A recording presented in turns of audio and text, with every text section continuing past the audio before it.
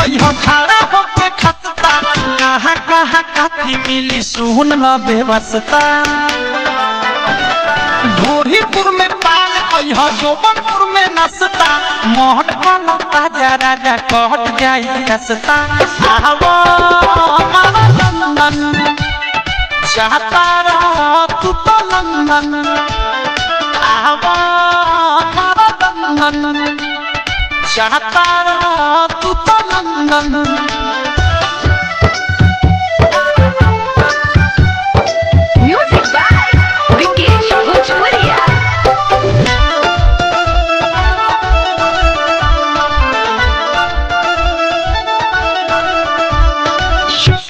बाजार में बोली ना बोली हो लहंगा न कर पीछे में बलिया गली में मोलिया सा पास बनोट घीचे में अरे चोली बाजार में बोली ना बोली हो लहंगा न कर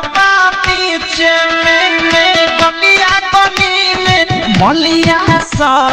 पास बनोट घीचे में झूलापुर रसगुल्ला कहियो सायापुर सब पापड़ी महालपुर में बिसरी मिली सोट कहियो बाबरी लालीपुर में घूमे सब छौरी खाली लाबरी चाय के बेरी खालो हो जवानी के मुर्गा बड़ी आवो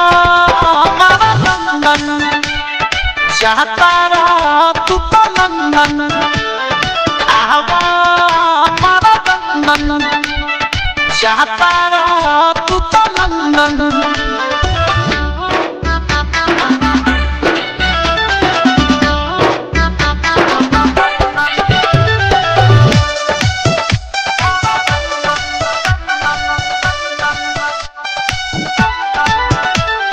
सारी नगर में गाड़ी न जाई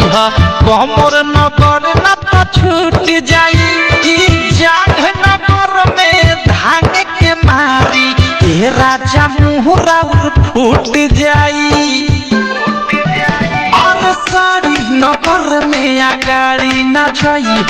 कमर नगर न तो छूट जाई जाग नगर में धान के मारी ए राजा मुहरा